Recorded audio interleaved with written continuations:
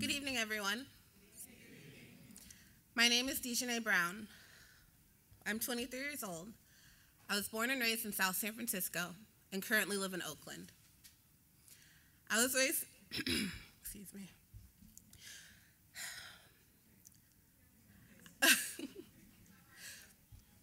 I was raised like most kids: stay in school, say no to drugs, and go to college. Unfortunately, over the years, I began rebelling against these values. My mother tried to put me in sports. I complained. She suggested that I found a hobby. Instead, I found every excuse to hang out with the wrong friends. By the time I was 12, I had started experimenting with drugs and alcohol.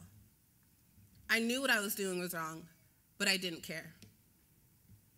All my teachers would say that if I just applied myself a little bit, I could really be something one day. But I figured they had to say that, right? Because they're teachers. I had never proven to myself that I was smart, so I figured I wasn't. By the time I was a sophomore in high school, I was drinking almost daily and failing out of school. At 17, I discovered methamphetamines. Let me tell you, if I would have known then that this new drug would rob me of the next 6 years, I would have ran in the other direction.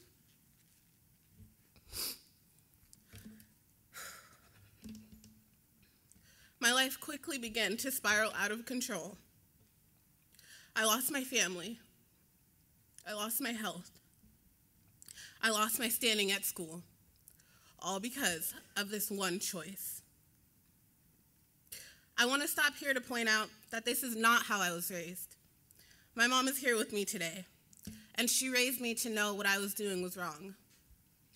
And she watched helplessly as I did it anyway. I got my high school diploma in summer school, but college was not an option because I was more interested in partying than studying.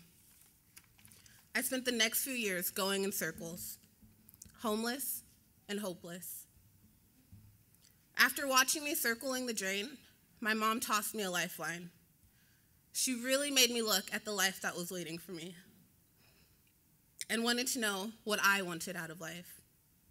I had no answer, and I didn't even know how to begin to put the pieces back together.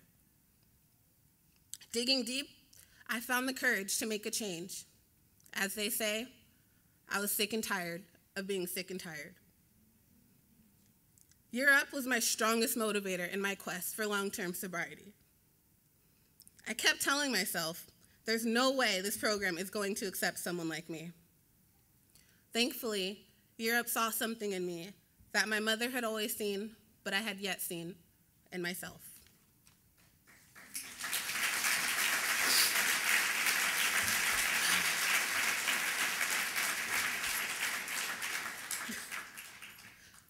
I knew that this was the opportunity I had been looking for, and it was something I wanted to be part of. I wanted it bad enough to give 100% to my sobriety and the program. My first day of Year Up, there were so many raw emotions. I felt like I was transparent, and everyone could see all of the secrets I was hiding. Ironically, I planned that I wasn't going to make any friends for the fear of making the wrong friends.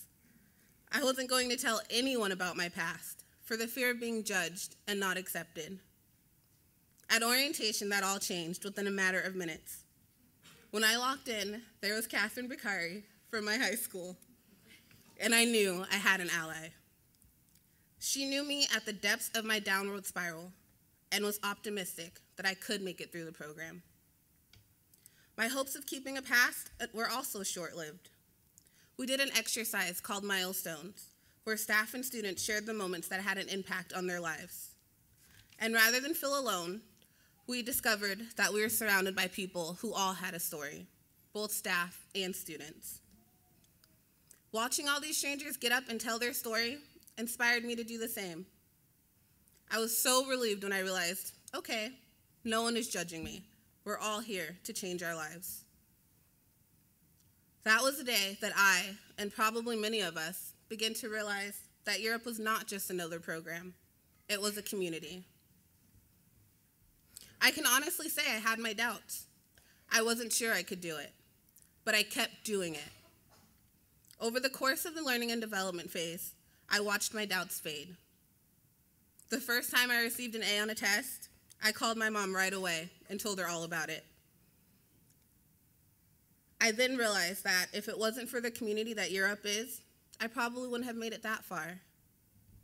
Over the next 21 weeks, we all faced our ups and downs, and we leaned on each other. We were in this together, and we spent many late nights at the site finishing projects.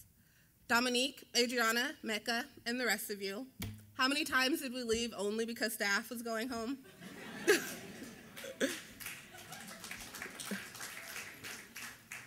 We all had challenges outside of the program to deal with, but with the high support of our staff, we were able to pull through. Some of us struggle more than others to maintain our standing in the program and abide by the high expectations Europe has. We all earned our fair share of infractions.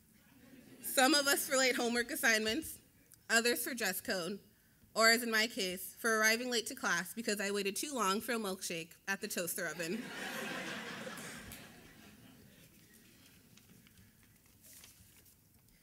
Part of the high support at Europe is the advisor, and in my case, the advising group. Not only did we share an advisor, but we also shared an experience. Lillian and Brene helped me recognize when it was time to be quiet and encouraged me to step up my game when I began to falter. You were two of my biggest champions in the program, and now my two best friends.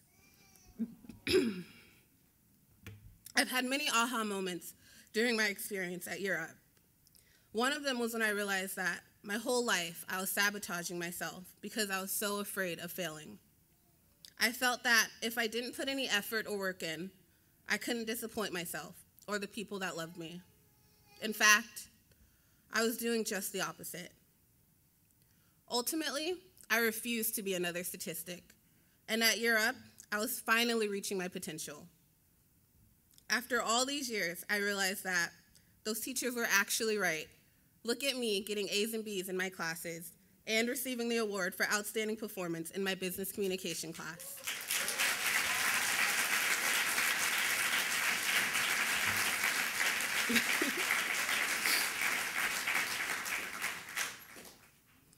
With a lot of sweat, hard work, and even tears, we completed the first 5 months of the learning and development phase.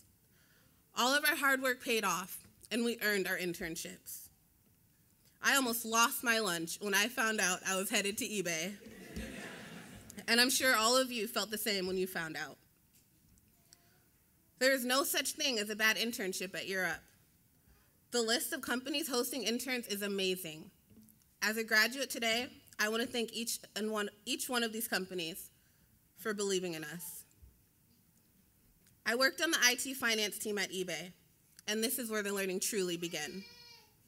I was well equipped with the soft skills and tech skills that Europe taught me to be a star in my internship. Thanks to the support of my colleagues and managers, I was successful in my internship. I am proud to say that as of Monday, I am an eBay employee.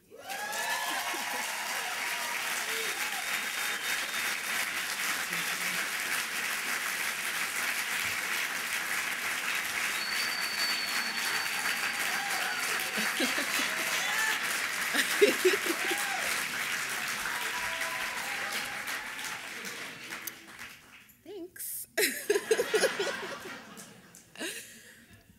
Looking back, I realized that without the support of some very important people in my life, I would have never made it through.